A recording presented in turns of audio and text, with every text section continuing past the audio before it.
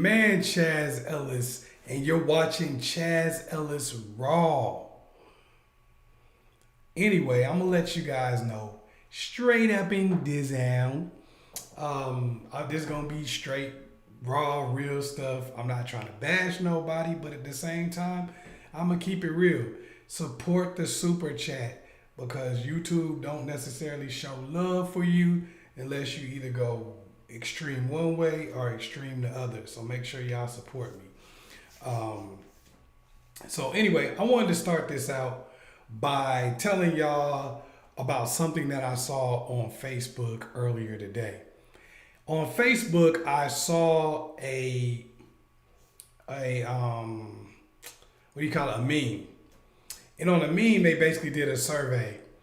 And on the survey, they was like, yo, if a man makes 60,000, or if a man makes 40,000 and a woman makes 100,000, who's the head of the household? It was crazy because I thought there would be a lot of 50-50s. I thought a lot of people would say 50-50. I guess I'm naive in that respect. I thought a lot of people would say 50-50. But the vast majority of the people on the survey said the woman is the head of the household. So the survey says, who's the head of the household if the woman makes 100 grand and the man makes 40? Mostly everybody goes, the woman. She's the head of the household. And I thought about this and I was like, this is one of the major issues that we actually have as far as couples go in our society. Because so many people have been taught, and it's not just women being taught by women, people being taught this by other men too. Like a lot of women being taught this by their fathers, grandfathers, a lot of old school dudes who come from a time period when how much money you made was directly tied to the level of work and effort that you put in to whatever it is you did. When nowadays it's a little bit more complicated than that. It really kind of always has been, but it's even more complicated than that nowadays. And now women work too. So the thing about the meme that and the way that people responded to it, I thought about was like, how does that work where you basically say, we're going to have a head of the household, and that is going to be established by who makes the most money? How do you work that when finances and the economy and job demand is in ebb and flow? How does that determine who is supposed to be in charge or the head of the household in a home? I'm gonna give y'all a scenario. So marriage is supposed to be till death do us part, right? That's what people trying to do. Like, yo, we gonna be together forever. That's what people say. We're gonna be together forever, right? So you get into a relationship with a guy. A lot of these women, okay, that said, hey, the woman that makes the most money is the head of the household. So you get in a relationship with a guy. You're basing the fact that you're head of the household on the fact that you make the most money. So let's just say, since it's supposed to be till death do us part, you guys got together in 1995. And in 1995, you worked for a really great printer. And you guys printed for local papers and stuff like that. And you were making 6 figures plus working for this local printer. Now, it's all going good for you. You get the regional gig, y'all start getting more contracts and stuff like that. Bang, you killing it. You 100,000 plus 200,000, all of that. And say the guy that you're with, you get together in 1995, and he is working on computers and he is mastering coding. He's doing this independently. Mastering coding. Now, I'm sure you can kind of get an idea here. Fast forward, it's 2010. Your career has all but vanished because obviously papers are closing all over the world. And only the major papers are even sticking around, and even they're not printing as much as they used to, and the money's tight in your profession, right? So by the time 2021 comes around, your profession is all but dead and the money you're making is all but gone. He, on the other hand, is killing it because he's coding and he's been coding and mastering coding for since 95. So he's writing his own ticket. He's probably making, far more, at least double what you used to be making. And he's probably making 10, 15 times more than what you're making currently, if you even have a job. So what happens now in that relationship?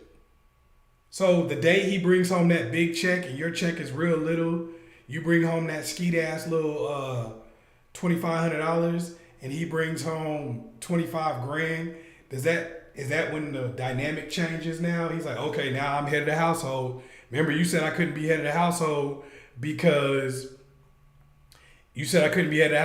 I wasn't making enough money.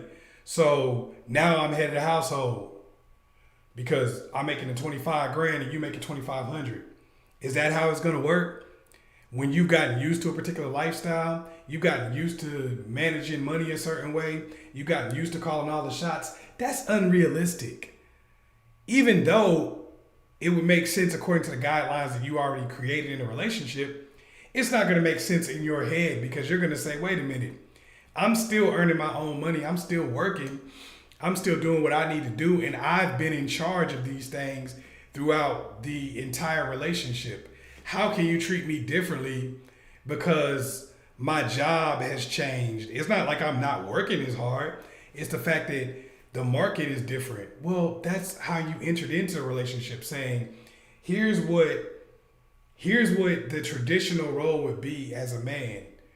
I'm not going to give you that, not because of anything you actually did, but just because of the fact that I think that the fact that I make more money gives me the right to be in that position. You don't earn it. You haven't earned it because you don't have enough money. If you act like that and that's what you start off with, where do you go from there? Because now it's going to feel like a real kick in the stomach when you start making less money, your career kind of goes sideways through no fault of your own. And now the person that you are in a relationship with is basically saying, hey, your job title went down, your money went down. So now your status in this relationship has completely changed. Now you're in a totally different position. How does your relationship last through that? So that's a problem that we have when we deal with relationships anyway. That's a problem that we have because so much of it is based on the superficial. So much of it is based on here, if this, then. So much of it is based on you don't get the perks of being in a relationship. You don't get in the reverse. You don't get in the things that you're supposed to get from a relationship unless you have a certain level of accomplishment. If that's the case, why even get with the person in the first place? It's funny how people will get in a relationship with somebody and say, here's what you deserve because of where you are, but we should still go ahead and be together. So I want to put this on women too out here. A lot of you women will agree with that and say, well, yeah, you can't be the head of the household because you don't make as much money as I do. Okay. So what if he says, I don't feel like I should have to support you even though I got money because you're too heavy? Oh, he took something he cared about. You took something you cared about. You said, oh, well, I care about who makes the most money. He might have said, well, you got to be a size 6 for me to be able to take care of you. Oh, well, you need to go downstairs when that burglar comes in because you're heavier than I am. You're bigger than me. Go downstairs and go take care of that. Now you feel disrespected. Now you feel like, what? How could you say I don't deserve to be protected because I'm bigger than you? How could you say I don't deserve to be protected because of my weight? How can you say, like, why would you be in a relationship with me if you don't feel like you should protect me? Well, I mean, you just said that a person's status or where a person is are things that exist in the superficial and the outside control where they are in a relationship and how they get treated in a relationship. Unfortunately, this is constantly reinforced by people This is constantly reinforced by our society. So now everybody does it to each other. You get into a relationship with a person and they got all kind of reasons why they shouldn't have to do whatever their traditional responsibility would be, but they want to get the traditional responsibility in return. So you got people who's like, oh, well, you got a body count.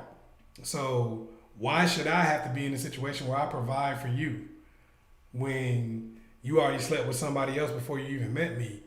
I shouldn't have to go through all this different stuff. I shouldn't have to jump through all these hoops when you already slept with other dudes. The girl might be sitting there saying, oh, well, you don't have as much money as I do. So why should I have to cook for you? Or why should I have to, I don't know, why should I have to listen to anything you have to say? Why should I have to put you in this position where I would traditionally want to put my man? So it leaves us with nothing. That's where relationships usually end up, where you got two people just floating around in a relationship, being independent and almost rooting against one another. When you're in a relationship like that, where everything is based on what one party has and what another party doesn't have, then you're almost rooting against each other. You're almost in competition with each other, because everything in y'all relationship is based on who has and who doesn't. Everything in the relationship is based on that. So I think this becomes the foundation of where we have so many issues because of the individualism that we bring into relationships. And this is something that's taught by parents even. From day one, it's taught by parents. I talk to people all the time, and it's weird what parents will teach somebody. For instance, this is a long time ago, but I was over one of my relatives' house, and she had her son cooking, and she was like, yeah, I'm making sure I teach him how to cook so he never has to count on a woman. Now, it was weird because I've heard women, fathers teaching their daughters, oh, well, you need to do this so you never have to count on a man. But it was kind of strange when she said that. I was like, I could understand dude just wanting to learn how to cook, but the thought process of I'm doing this so I never have to learn how to never have to count on a woman seemed ridiculous, because it's like, damn, why wouldn't you teach this dude enough interpersonal skills, enough relationship building skills to be able to get a chick to cook him a meal? That seems like a better use of his time than teaching him how to cook something so he wouldn't have to count on anybody. That seems silly to me. Like, that's a baseline. You can't get a girl to make you a sandwich.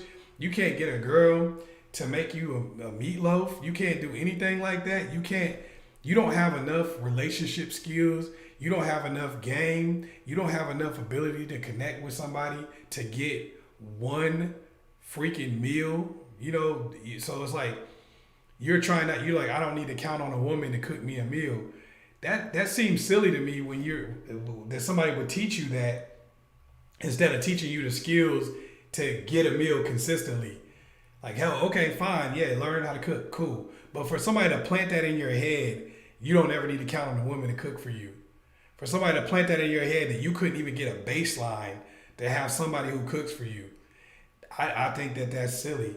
And I see fathers doing that to their daughters all the time. Now, fathers do it for multiple reasons, but I hear fathers say this all the time. Yeah, I'm teaching my daughter this so she never has to count on a man. And I'm like, bro, you're with her mother. I confronted one of my homeboys about this before. He was like, I'll make sure my daughter can change tires and everything and all this so she never had to count on a man. I was like, that's the reason? And I confronted him about it. I actually did. I was like, yeah, but okay, so if your girl's tire went flat today, you would tell her go out there and change it? And he was like, no, I would change it. I was like, okay. And then he went through a whole list of all the things that he does and that he would do. I was like, oh, okay. So if you want to teach your daughter how to change a tire, cool, fine. But if you're doing it so she never has to count on a man, assuming that she will never find a man to count on, when you're clearly a man that her mother and she can count on, is basically saying you won't even be able to do as well as your mother did. I'm not going to give you the skills. I'm not going to teach you the techniques. I'm not going to teach you anything to help you be successful enough as far as your relationships so that you could get somebody you could count on. I'm not even going to try to do that. I'm just going to assume that you'll never find somebody to count on. They stopped making reliable dudes when they made me. This is what and then it's crazy because he'll teach the son the same. He'll teach his son like how to be reliable. You know, like, oh, here's how you become here. This is the things you need to do. This is what you need to be able to do for your family. This is what he'll teach his kid. This is what he'll teach his kid. What's up, Simon? What's up? I see some of y'all getting in the chat. What's up, Madden Gamer? Are you messing with Madden?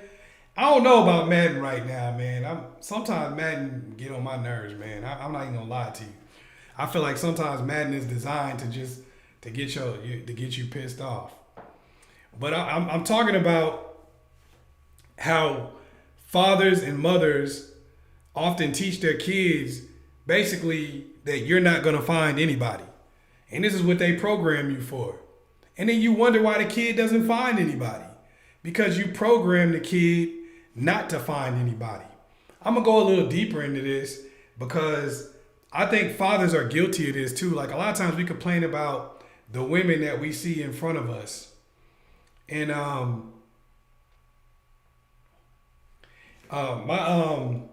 we're teaching like a father will get a daughter, right? And what a father would do with his daughter a lot of times is he will teach his daughter basically to be the son that he never had.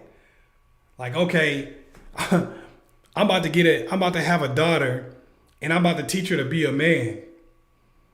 This is when I do this stuff. I'm gonna teach my daughter basically to be the son that I always wanted. I'm not going to teach my daughter how to be a wife.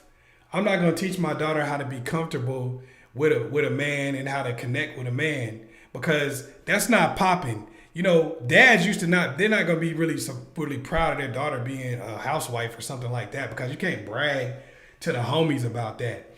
You can't brag to the homies. You know, your homeboy like, yeah, my son scored 20 points in that basketball game. You can't be like, man, my daughter make a mean sweet potato pie, boy. A mean one. You know, so like what fathers do is they start really pushing their daughters and getting them to lean into things that I'm not saying only men can do, but they're not things that actually help. They're not things that actually help people connect in relationships. They don't help the daughter connect in a relationship. So like you're teaching her these skills, but you're not necessarily teaching her to get what she might want to accomplish. She might want to get married. She might want to have 2 or 3 kids. She might actually want to be a housewife. I think over the years, people have just programmed women against that completely. And that's why you see so many of them struggling. Also, I want to say this too.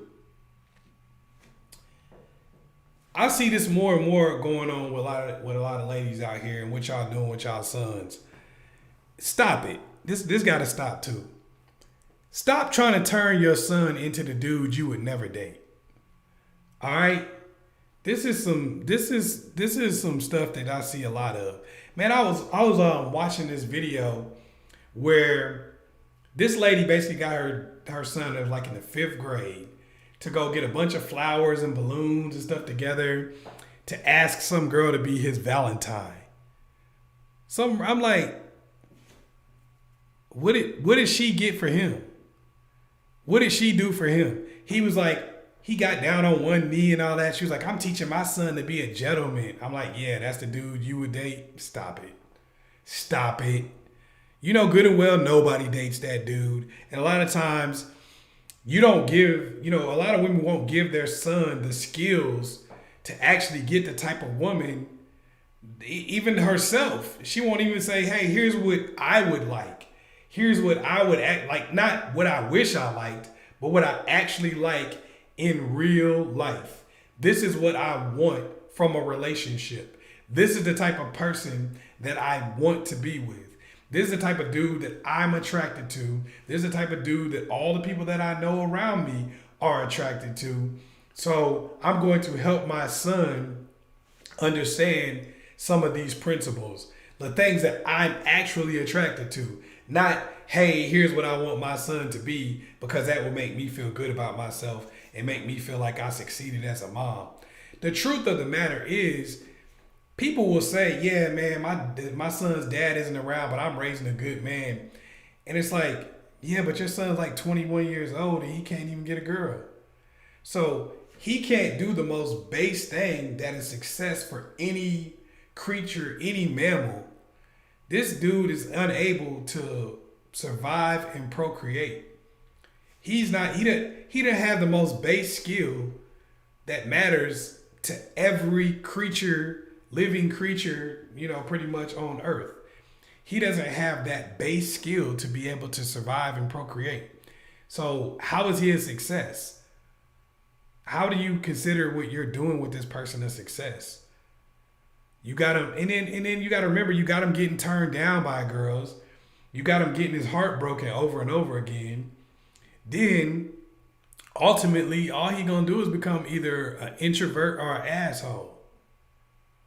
He's not gonna listen to you anymore. He's not gonna want your advice anymore when it never works.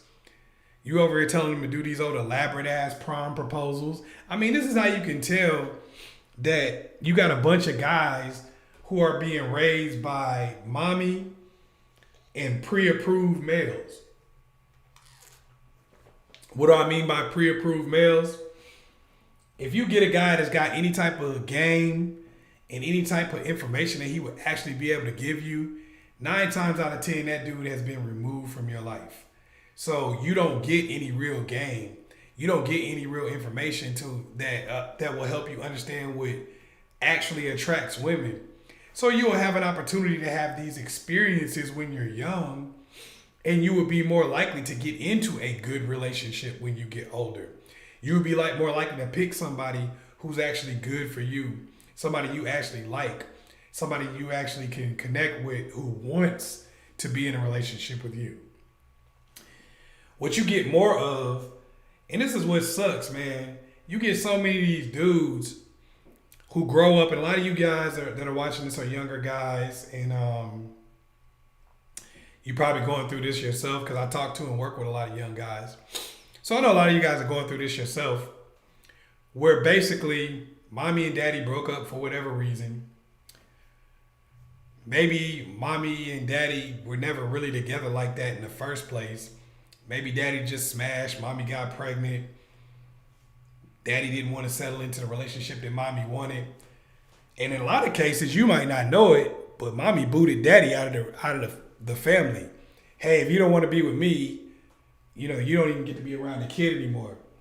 Now, I know we only hear the other narrative. That's why I brought up that one. Well, my mom got pregnant and my dad just left.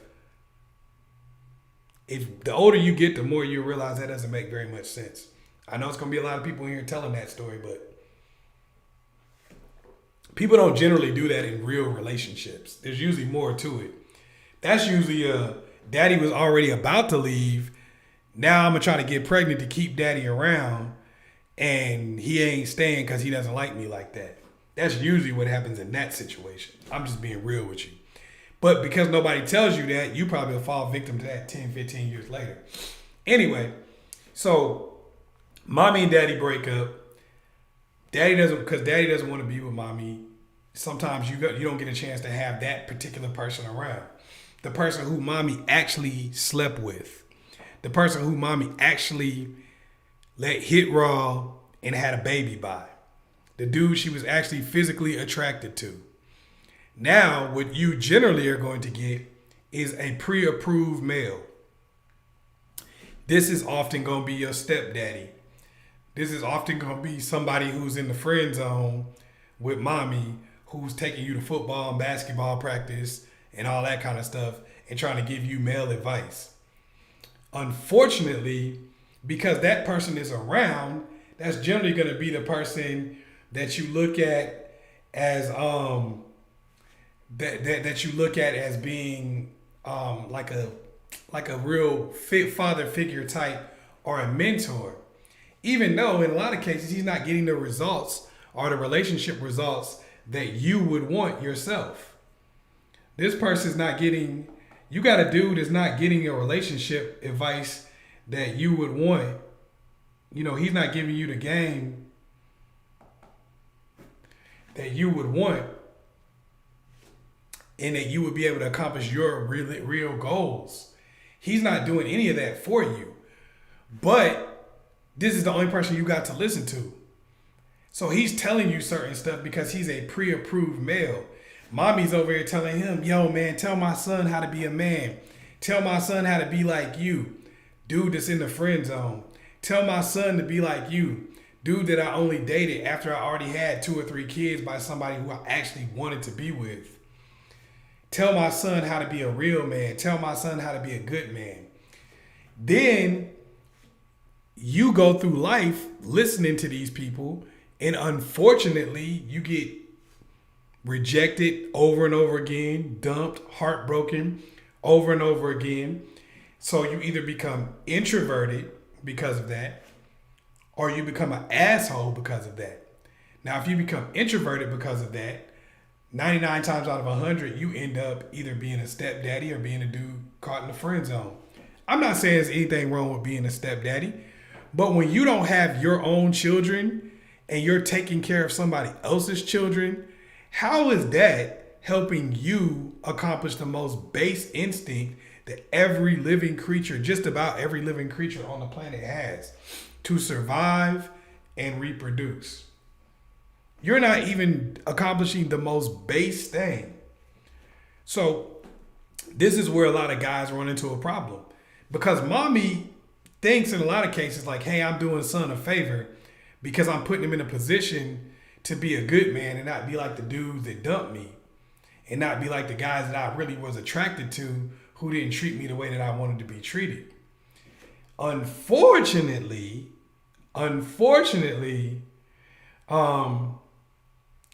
that often leaves the son to be the type of person that you would never date in a million years. And you're doing them a disservice.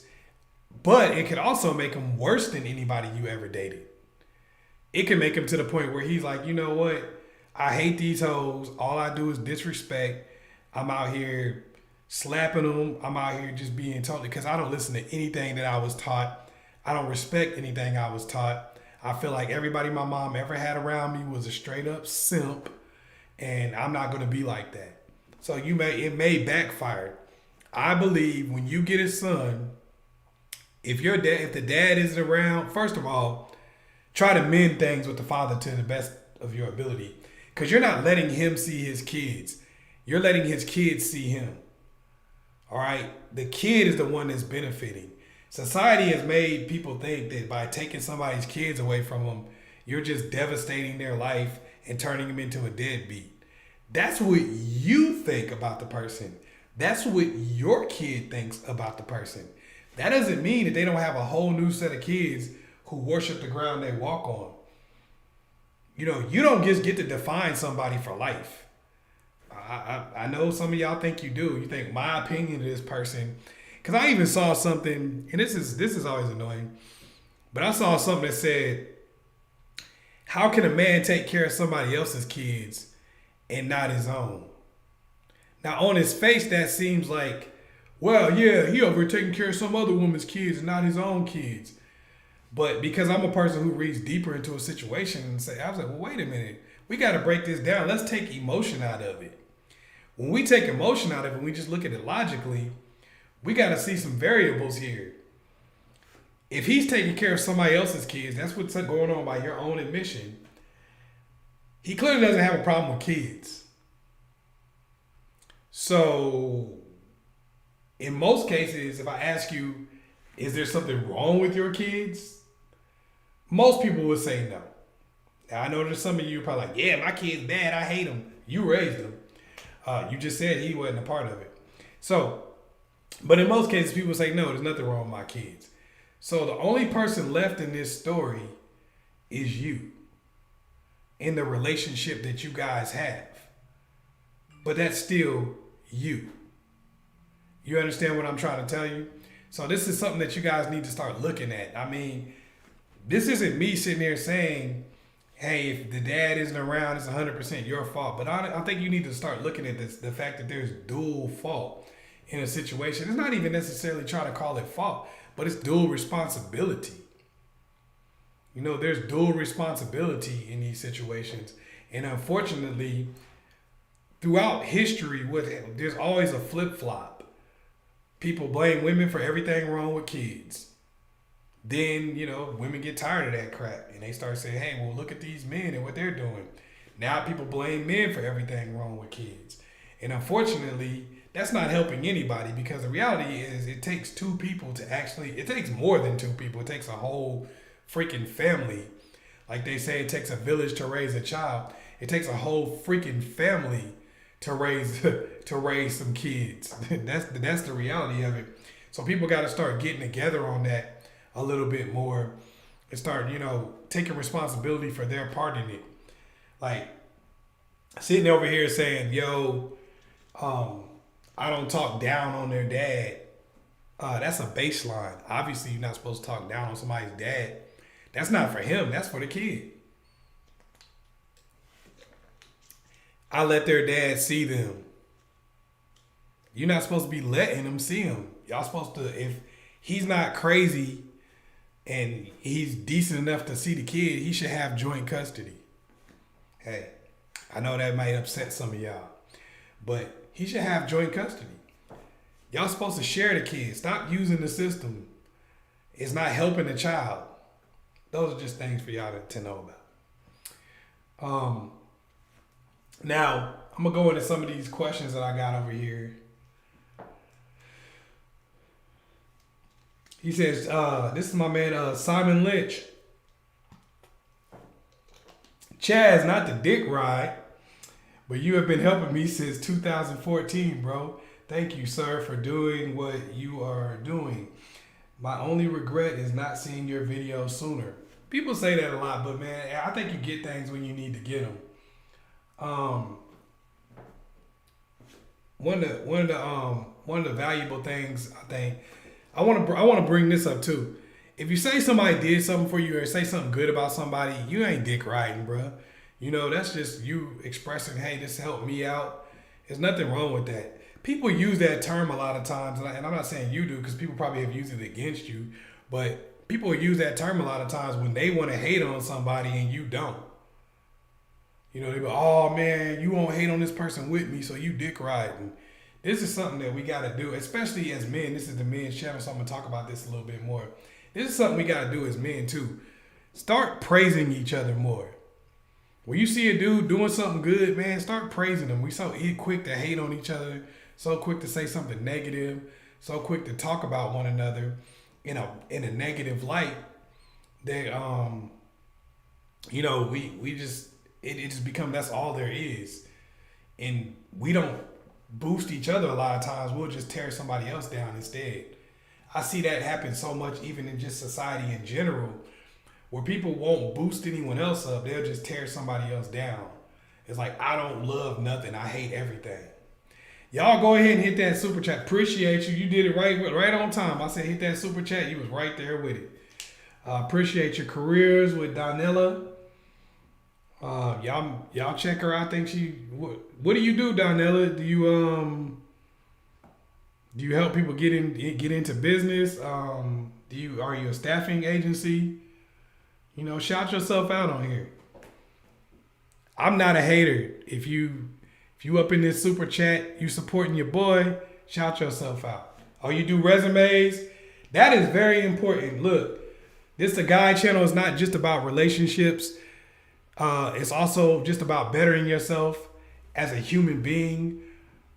Make sure you have a very good resume, whether you one of the ladies, the guys, whoever the hell you are watching this, whoever you are watching this, that is very important. Get your resume together. Because if you don't have a good professional resume, especially if you already done crossed 20 years old, yes, 20, and you don't have a good professional resume, it's going to be impossible for you to get a real job. I'm just going to be real. Career coaching is important. Also, just figuring out where to take your next step. Some people waste 30, 40 years doing something that they don't even love. Then they, now you just waiting on retirement. All right. Is it Maya G? Okay. Love your videos. My ex cheated on me with someone who is the opposite of me. On paper, she is domesticated, and I'm more of a career woman. Any advice? The thing I look at when somebody cheats and they cheat opposite of you, that doesn't necessarily mean that that's exactly what they want either. Some people cheat because that is a piece of what they want. I know y'all probably heard of 80-20, but I call it the cake. If you notice, like if I make a cake, right, and I start putting icing on it, when you lick that icing off the little spreader, the little spoon thing, man, that's good as a mug, right? That icing is banging. And then you put it all together, you put it on the cake, and you eat it. You like, man, I feel like the icing is the best part of this cake. You good. Good stuff, right? So one day you don't feel like making a cake. And you go to the little icing thing, and you like, yo, I'm about to eat this icing. You start eating that icing, good stuff, loving it. But guess what? It's freaking icing. It's just pure sugar. Now you freak around and get sick. You can't eat icing like that. So what I'm saying is, you may have provided a whole cake to the dude, but she might have made some food. She might have done some little things that you don't do. And that was icing. That doesn't mean he would necessarily want to be with her permanently. That doesn't necessarily mean that that's a relationship for the dude. That doesn't mean you're doing something wrong or you are wrong. But sometimes a person already has one thing as a home base and they go get something else. Sometimes we take things a little bit more personally than we should. Amy Sue, what's up? You be here on whatever channel I'm on. I appreciate that. I respect it. My dad taught me to change a tire, and I didn't even learn how to do it. What? Look, I'm not saying it's wrong for dads to teach their daughters how to change tires, but I do think it's wrong for dads to tell their daughter that she can't count on a man. And the reason why I say that is because that's that self-fulfilling prophecy shit. That's like people saying, oh, your dream will never come true. You need to have a backup plan. How's my dream going to come true if I'm spending half my time working on my backup plan and then trying to work on my dream at the same time? Make it make sense. Make it make sense. How's my dream going to come true if I don't even believe it is? Make it make sense. So if you're sitting over here saying, yo, you can't count on a man, how you going to tell your daughter she can't count on a man when she count on you every day? Well, you think you're the last responsible man on the planet? That's what I don't understand this concept. I think when you teach your kid that, you're basically teaching them the thought process of failure and that things won't work the way they plan and that things won't be great for them. And I don't see how that helps them win. It's like people say, well, your girl ain't going to be there forever, but your friends will. Yeah, I mean, if you put your friends before your girl, your man ain't going to be there forever, but your friends will. Yeah, if you put your friends before your man, yeah, you're right. You got it, 100%. Whatever you put the most attention into, that's what you're going to get the most out of. Especially what you do from the time you're young. What you put the most attention into, that's what you're going to end up doing.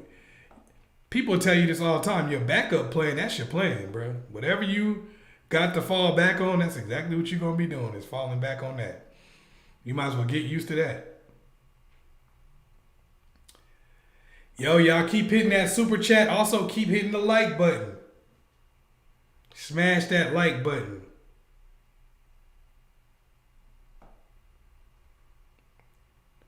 Hit me with some more of these questions in here.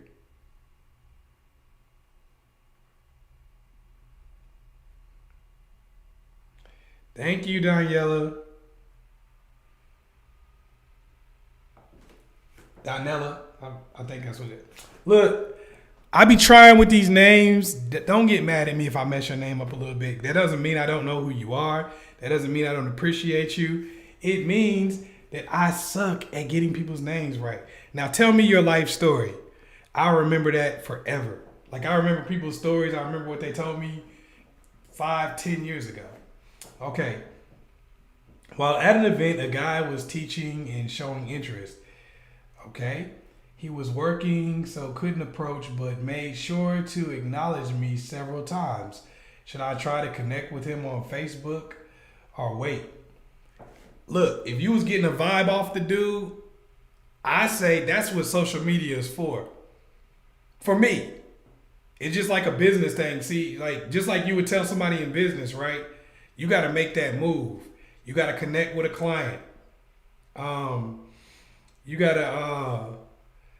gotta connect with a client. You gotta connect with whoever. Like say it was a job situation, you gotta follow up, right? So if the person was giving you that vibe, it's nothing to just click the little friend button. From there, they can do whatever they do. They can like your pictures. They can reach out to you and get in the DMs or whatever. But it's nothing to push the little button and be like, hey, you're a friend. You don't gotta look. That doesn't look desperate because you don't gotta keep taking it to the max. All you gotta do is click the little button. You know what I mean? But yeah, I think definitely reach out to somebody because this is how you reconnect with them. The thing is, in the world, you may run into somebody one time, and it may take you months and maybe even years to run into that person again. But social media, you can run into a person every single day. So I say, yeah, reach out.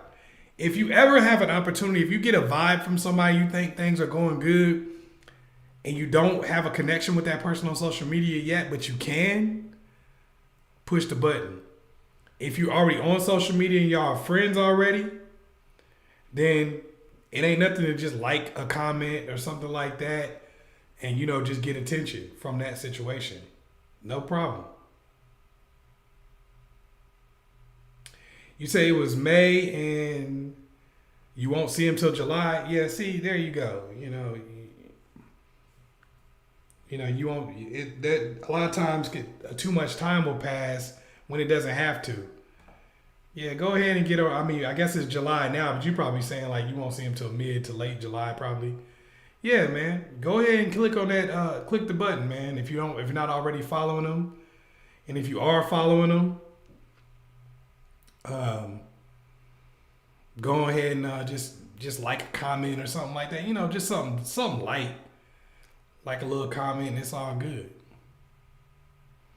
This is something I say on behalf of men and for women too.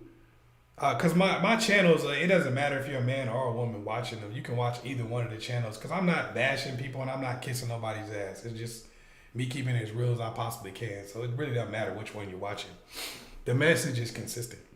But what I tell women is, don't be afraid to make moves. Stay inside of who you are as a woman and what you're comfortable with. But don't be afraid to make moves. Because just sitting around and waiting and hoping that something will fall into your lap, that doesn't work in anything. Why do people only try it in relationships? It's not like you actually would do that in any kind of business. You wouldn't do it in any kind of sport. It wouldn't work. So you gotta show some level of aggression to get what you want. Even if it's just showing up and being in the right place all the time. Like, hey, I'm being purposeful and I'm using intention in what I'm trying to do. I'm being intentional, I guess I should have said. What else we got? No problem. What else we got? Somebody hit that super chat. Get in here, ask questions. Click the likes. I'm going to be on here for about 15 more minutes. So.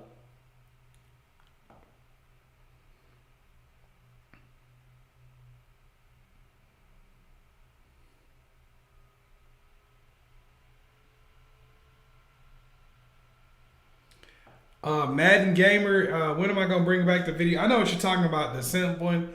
I don't think I even have that anymore. I'm going to be real with you. It was like an open letter one. I did that about 5 or 6 years ago. I don't think I even still have that anymore. People ask me about that all the time. I don't know. It might be you. Well, I think you might have asked me about that before, and some other people have too. But I don't think I have it.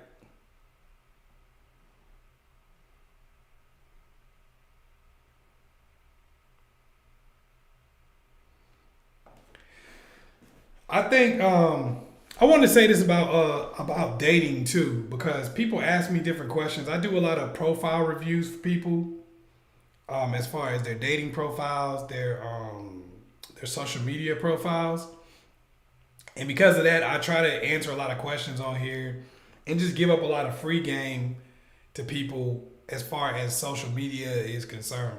You got to remember, like nowadays, social media is basically like your public footprint.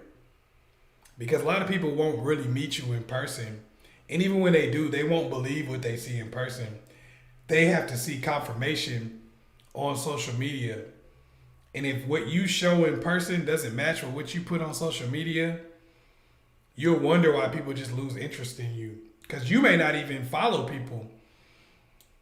You may not even reach out to people on social media, but people will find your social media. And you think it's hidden, you think you got it where nobody can see it. Man, people do all kind of stuff to find your social media. Believe it. Believe it. I would also say get on some of these apps to find out just what's out there on you as far as public information in society. I would do that too. But anyway, one of the biggest things I'll tell you is if you're on a dating app, put time and energy into your first picture, please. Please. Put time and energy into your first picture. Because if you don't do that, then nobody is going to be checking for your ass. Period. You could be the nicest person.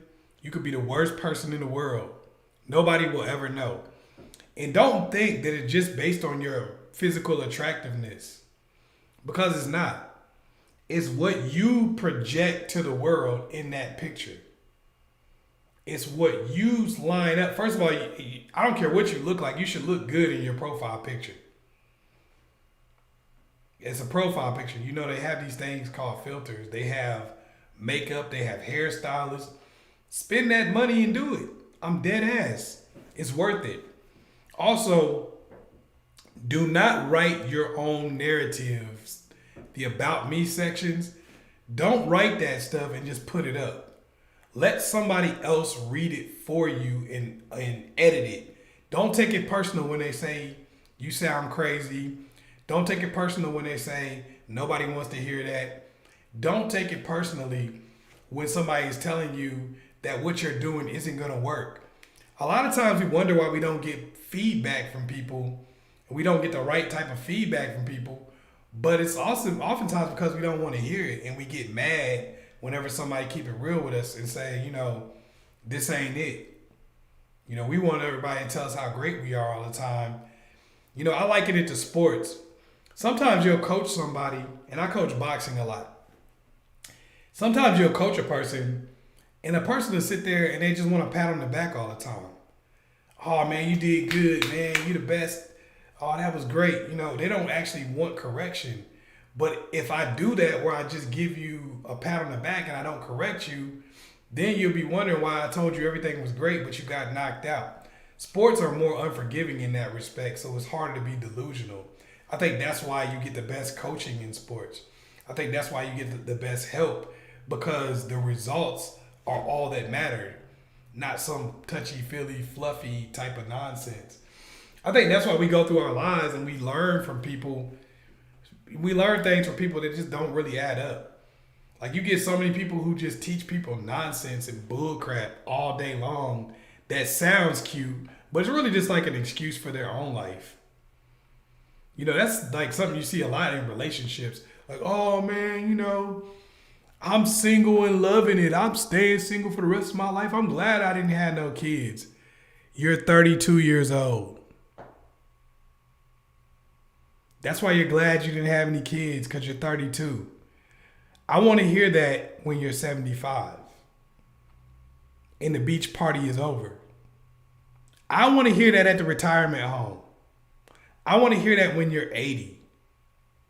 oh, I didn't need to, I walk alone. I want to hear that when you're 80. When someone 22, 23 tells me that, I'm like, what does that mean? What does that mean? Say that again when you're 80. Say it when you're 85. Because you're probably going to live that long. That's what you guys got to realize. People are living so long, especially a lot of you ladies, you're going to live to 90 years old. You probably don't know that, but you will. Oh, thank you, Vivian. Hey. I see a lot of people got to recognize that, like, you got to understand, you're going to live a lot longer than you probably think. You probably ain't calculating the fact that if you're 25 years old, you might live to 100. By the time you get to that age, it might be where people living to 100. What's up, Francisco? You must have just found out about your boy that I was on. You got to understand, like, you might live to be for a long time. So you got to get this interpersonal relationship things together. Let's see, Francisco. Man, love your videos. You the strategist. That's what's up, man. You know how dating is not supposed to be zero-sum game. You giving game to men and women for both sides to win. Breath of fresh air. I appreciate that, man. Yeah, for sure. Everybody can win. Because the reality is, if somebody is giving you game or somebody giving you information and saying this person wins and this person loses, how can you be in a relationship where one person wins and one person loses? How can that be? If we don't both win, none of us win. You get what I'm saying? Because it's a relationship. Okay, it's like this. I'm in a relationship with my woman. And my woman is super unhappy, but I'm happy as hell. I'm walking around smiling. Well, eventually, she's not going to continue to be able to make me happy. How? She's miserable. She's not going to have anything to give. So eventually, she's going to start making me miserable right alongside of her. And if I leave her and I just keep doing the same thing with everybody, eventually I'm going to run out of people to do it to. You see what I'm saying? So now I'm doing bad. I'm assed out. I think this is why I talk about game, because I want good people to be able to get together. But you do need some game to be able to make that happen. That's the truth. All right, before I get out of here, somebody hit me on that super chat again and ask another question, because I can probably answer one or two before I get up out of here. I'm going to try to stay on a little bit longer for some of my, these are some of my diehards that came in a little later. So, I'm going to show y'all love. Go ahead and ask me some questions if y'all need some. I'm with you.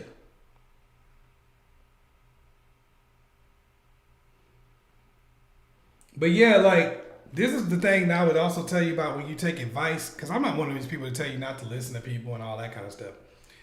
But make sure it's not adversarial. And it's not advice that's telling you that you don't have to do anything and the other person is responsible for everything. Because to be real with you, that's just not the way the world works. I mean, you know that. You've been around long enough to know that. I think a lot of times it's just when somebody tells us that and we've been going through some things, we want to believe it because it sounds cute. When somebody says, oh, well, if you want to get with a girl, you're the prize. Because it's like you got two people, these two schools of thought. When you're a man, you're the prize just for walking around and being a man. When you're a woman, you're the prize just for walking around being a woman. And that's all you have to do. And people keep, just like, depending on what side they're on, it's like, okay, the woman's the prize, the man's the prize. If you're not doing anything prize worthy, you're not a damn prize. If you're not doing anything prize worthy, if you're not bringing value, being a man or being a woman does not mean that somebody has to aspire to get with your ass. Because you're not the only man or woman in the world anyway. You're like, oh, a woman's going to want to be with a man no matter what. A man going to want to be with a woman no matter what. But guess what? it doesn't have to be you. It could be somebody else. They didn't stop making penises when they made yours. And they ain't stopped making vaginas when they made yours either. Remember that. So you have to keep building yourself. You have to bring value. It's just like you would do in business. It's just like you do when you come to a deal. What value do you actually bring to the deal? You don't come to a deal talking about, oh, this is what the deal could do for me. You know, like I was interviewing somebody, and I don't want to down nobody, but you know, I was interviewing a person, and the dude was like, yo, man, this job, man, this could really change my life. And he was just really going in about like what the job could do for him. And I was like, I understand that, bro. And I really, you know, I appreciate where you're coming from, but I got to hire somebody that's going to be right for this company, that's going to do something for us. See, that's the point here. So it could be mutually beneficial. We're going to pay you. See, we know how we're going to be beneficial to you. You're going to get a check. I'm going to give you your check every week, like clockwork. But what are you going to do to get that check? That's what you need to tell me right now. We know what you're going to get. What are you going to bring to the table?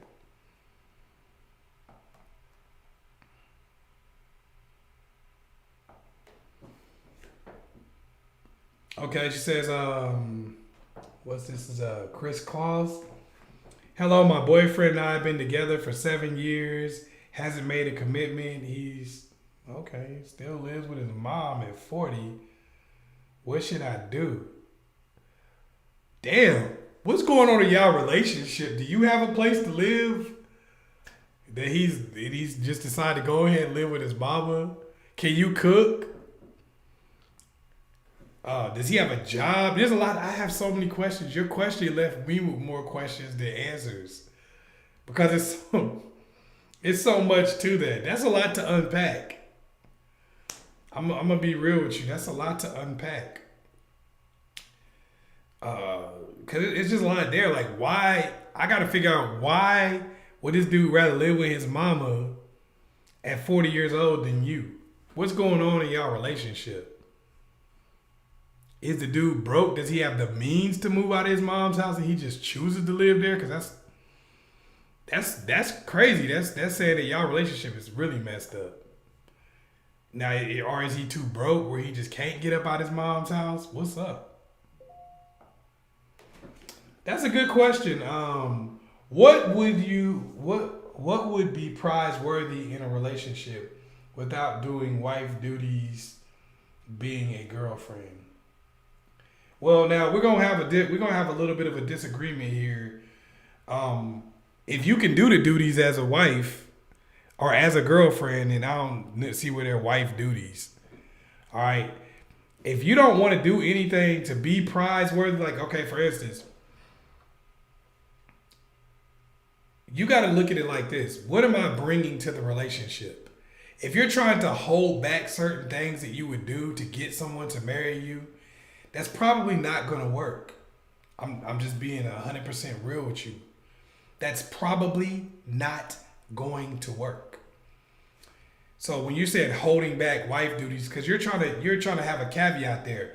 What can you do without holding back, while still holding back wife duties as a girlfriend? The answer to that question is nothing, really. I'm gonna be 100% real with you. Because the thing that make you valuable as a girlfriend are the same things that make you valuable as a wife. Now, if you wanted to get married before you did any wife duties and all of that kind of stuff, then you should have got married out of high school. You should have got married before you ever had sex. I'm here to be honest with you. I'm not here to try to make you feel good. I'm going to give you the real. So by trying to hold back stuff, that's not going to make somebody want to be with you more. I'm just being 100% real with you. If you want to build value, you're going to have to do some of those things you consider wife duties if you want to be somebody's wife. Because why would somebody hire you for a job? You say, look, if you give me this promotion, then I'm going to give you everything that you're supposed to get from a good worker. They're not going to give you the promotion for that. That would be stupid. They want to see if you can do all the things that the promotion would entail. So you're going to have to put on them wife duties. All right? I'm just being real. If you want to actually bring real value. What do you ask a man who is over 60, very successful, but never married when you go out? Is it a red flag he's never married? Maybe a player? Yeah, he probably is. He probably was a player back in the day. Or maybe he wasn't as cool and successful as he is currently. You get what I'm saying? It could have been a situation where, like, he did like a lot of people. Because I talk to guys, and I work with guys who I know for a fact are not players. Because, you know, they're working with me. They ain't got no reason to lie to me. So, and some of them are older guys who've never been married, never had children. Because somebody told them along the way that all of their focus should have been, all of their focus should have been put on their career. And this is where you get people who are really successful, but they don't have a family. They don't have a relationship that they were looking for. You know what I'm saying? They don't have none of that. So what I would say is talk to the person, figure out what they want from you. They probably don't want to have kids, so if you want to have kids, at 60 years old, if he's in good shape, he actually could still have kids. Ask my family. I got great uncles that's got kids that, we don't even want to go into my family. But some of y'all got black family members, and y'all from, y'all come from a certain type of environment, so you probably got it. So you know what I'm talking about. I don't even think that's just a black thing either. I don't know. It's like, it's a southern thing and all kind of places. But anyway, people having kids when they old as hell. So I don't think it means that he's necessarily a player because he hasn't been married before. He may have just put a lot of energy into his work. You said you already got a kid. So that seemed to be a pretty good match. He may not have wanted kids. He probably don't if he's that old. He probably be more likely to be cool with your situation. So, hey, I think just talk to the guy, get to know him. Don't have your guard up just because of his situation. I tell guys the same thing about women. Don't have your guard up just because of the situation. Get to know the person. And you might figure out that he wanted to get his money right before he got into a situation. And if so, that's in your favor. Okay, let's see what we got. Vivian. When your profile pic looks so great, it doesn't look like you anymore. You end up wasting everyone's time, including yours. Yeah, I get what you're saying with that. Now, you want your profile picture to look really, really, really great. You want it to be the best version of you. Because you got to remember, you're competing with a bunch of people who have profile pictures that are the best version of them. You see what I'm saying? And most people expect there to be a little bit of a change from a profile picture. As long as you show up and you put the same energy in, because the reality is, most of what you could do in a profile picture, you could do in person. You just got to put the effort in. So if you put makeup on, if you was working little angles and stuff like that, you can actually do that in person with the right clothes, the right makeup, right hair. You can do all of that. So I don't think it's a bad thing to put your best foot forward when you take your profile picture. If you know you're already really good looking anyway, then you really don't. It really ain't gonna be that big of a deal. Most of the time, you're probably gonna get a lot of attention off your picture anyway. But I'm just saying, put your best foot forward. Because if you don't put your best foot forward, other people are. Other people are putting their best foot forward, and that's who you compete with. You compete with people who actually tried. You get what I'm saying? This is where a lot of people who have natural talent, looks, things of that nature, that like things that fall in the natural category. This is why people who do things naturally struggle more than anyone. Because when you have things naturally, you don't think of all the hustles and all the little moves and things you got to do to get what you want out of life. You get what I'm saying? When you don't have a lot of things naturally. Sometimes you're like, okay, I gotta do this. I gotta make sure I put on the right thing. I gotta make sure I set myself up to win because you don't have it all just naturally.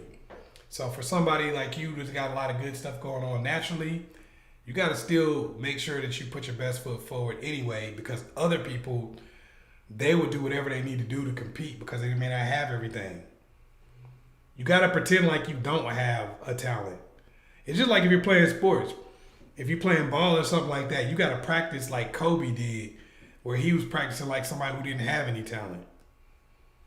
You know, you watch Kobe, you be like, man, you wouldn't think that he had so much natural talent by the work that he was putting in. So you got to put that same thing into dating and into relationships too. All right, we got anything else before I go? I'm almost out. One more question if we get it in quick.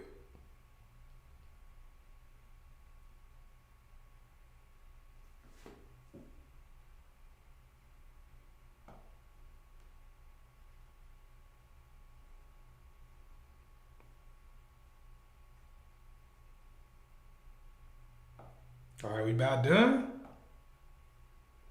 Or did somebody hit me one?